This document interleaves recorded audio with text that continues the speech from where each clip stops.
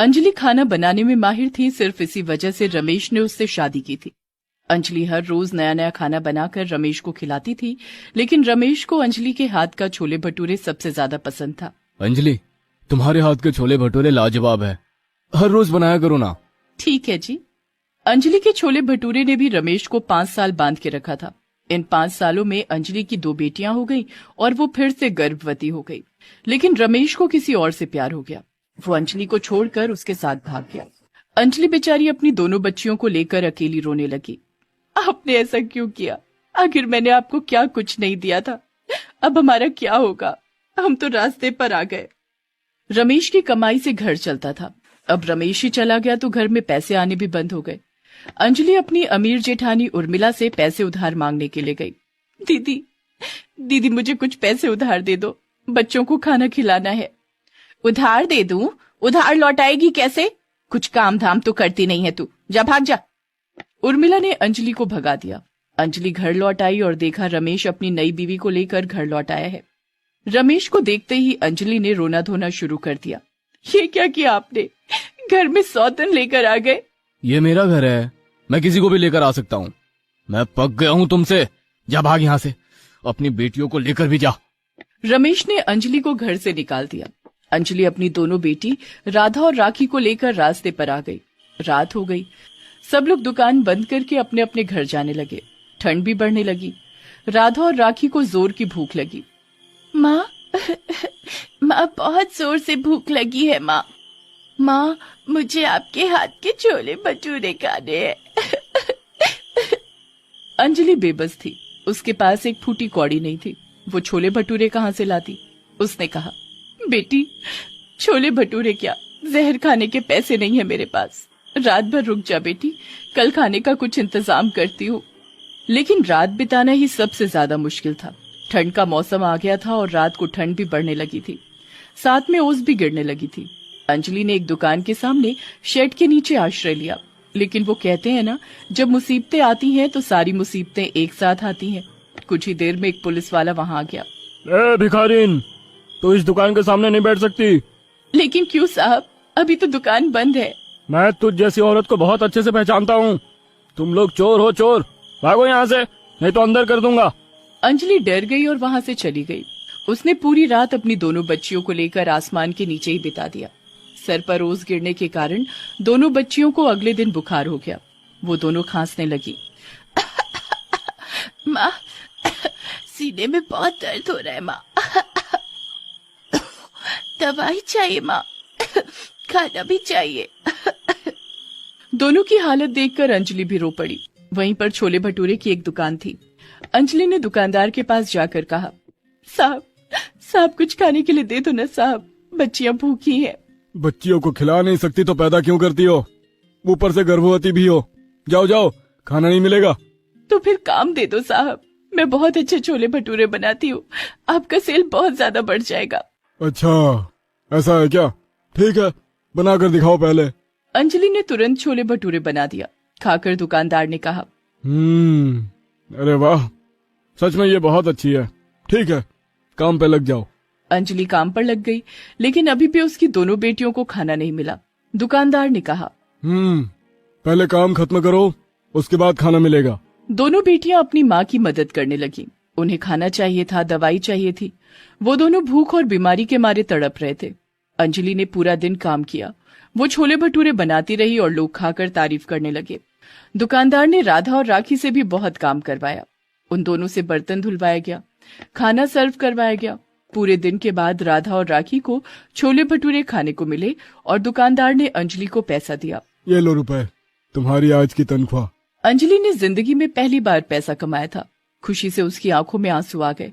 उसे नहीं पता था कि वो छोले भटूरे बेचकर पैसा भी कमा सकती है।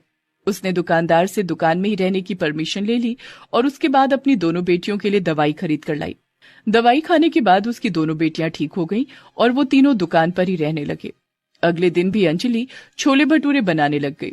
राधा और राखी दुकान के बाकी काम करती रही। दुकानदार को मजा आ गया। ये बढ़िया है गुरु। 3 लोगों से काम करवाओ और पैसा केवल एक को दो, वो भी केवल 100 रुपए। दुकानदार को मुनाफा बहुत हो रहा था, एक प्लेट छोले भटूरे की कीमत 50 रुपए थी, जिसमें से 25 रुपए प्रॉफिट बनता था। ऐसा समझो कि अंजलि को पाकर दुकानदार की जैसे लॉटरी लग गई। लेकिन ये खुशी ज्यादा दिन तक नहीं टिकी। अंजलि बीमार पड़ने लगी। एक तो गर्भवती थी, ऊपर से पूरा दिन काम करना पड़ता था। उसके बदले सिर्फ 100 रुपए मिलते थे दिन के, जिससे तीनों बहुत मुश्किल से गुजारा कर पाते थे। अंजलि ने एक दिन दुकानदार को पैसे बढ़ाने के लिए कहा तो दुकानदार गुस्सा हो गया। पैसे नहीं बढ़ा सकता, मैंने तुझे काम दिया, यही बहुत है। ठीक है साहब, तो फिर मैं आपकी दुकान पर और काम नहीं कर सकती। अंजलि ने काम छोड़ दिया। दुकानदार ने अंजलि को दुकान से निकाल दिया। राधा और राखी चिंता में पड़ गई। माँ, अब हम गुजारा कैसे करेंगे? बेटी, मुझे हर दिन जो 100 रुपए मिलते थे ना, उससे थोड़ा थोड़ा बचाकर मैंने 1000 रुपए जमा कर लिया है। उससे हम खुद के छोले भटूरे का ठेला लगाएंगे। ये सुनकर राधा और राखी दोनों बहुत खुश हुई।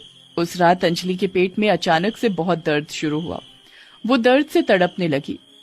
आह, मेरा पेट फटा जा रहा है। आह आह। ऐसे ही दर्द से तड़पती हुई अंजलि ने रास्ते पर एक लड़के को जन्म दिया।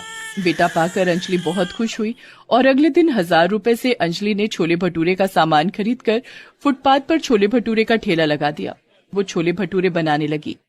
छोले भटूरे खाइए, आइए आइए, गर्मा गर्म छोले भटूरे। लेकिन पहले दिन अंजलि के छोले भटूरे नहीं बिके। उसने जितने भी छोले भटूरे बनाए थे वो सब खराब हो गए। अंजलि का पैसा बर्बाद हो गया। दुकानदार ने हंसते हुए अंजलि से कहा, नहीं बिकेंगे, दिल्ली में छोले भटूरे की दुकान बहुत है। अच्छे अच्छे दुकान छोड़कर तेरे ठेले पर छोले भटूरे खाने के लिए कौन आएगा? हाँ? अंजलि को ये बात सच लगी। दिल्ली में छोले भटूरे की दुकानों की कमी नहीं है। अगर अंजलि को छोले भटूरे बेचने हैं तो उसे कुछ नया करना होगा। अंजलि ने बहुत सोचा। फिर राधा ने कहा, माँ, मैं सोच रही थी क्यों ना बाहुबली छोले भटूरे चैलेंज करवाया जाए और बाहुबली भटूरे खत्म करने पर 2000 रुपए इनाम भी दिया जाए। क्या? बाहुबली छोले भटूरे कौन खाएगा? और 2000 रुपए में कहाँ से लाऊंगी? मुझे प्रॉफिट की जगह लॉस होगा। ये तो बकवास आइडिया है। नहीं माँ, सुन तो लो, लोग प्राइज मनी के लालच में भटूरे खाने आएंगे, लेकिन भटूरे में बहुत तेल होता है, लोग खत्म ही नहीं कर पाएंगे, हमें मुनाफा ही मुनाफा होगा। ये सुनकर अंजलि को समझ में आया कि ये एक अच्छी स्ट्रेटजी है। उसके पास सिर्फ 200 रुपए बचे थे। उसने उन पैसों से मैदा खरीदा और बाहुबली भटूरे बनाने लगी। राधा और राखी ने हाथ से लिखकर एक बोर्ड लगा दिया, आइए छोले भटूरे चैलेंज में आइए, बाहुबली भटूरा अकेले 10 मिनट में खत्म करने पर पूरे 2000 रुपए इनाम मिलेंगे। इनाम के बारे में सुनकर लोग बाहुबली भटूरे खाने आ गए।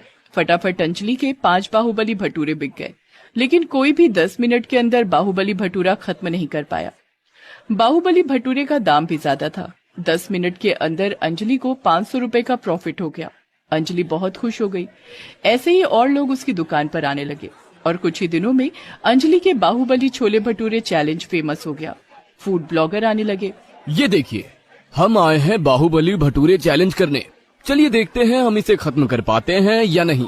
ऐसे ही कुछ दिनों में अंजलि अमीर हो गई। उसने पक्की दुकान भी बना ली और अपने तीनों बच्चों को लेकर रहने के लिए घर भी खरीद लिया। उधर रमेश की नई बीवी उसे छोड़कर भाग गई। रमेश की नौकरी भी चली गई और रमेश अंजलि के पास आकर दया की भीख मांगने लगा।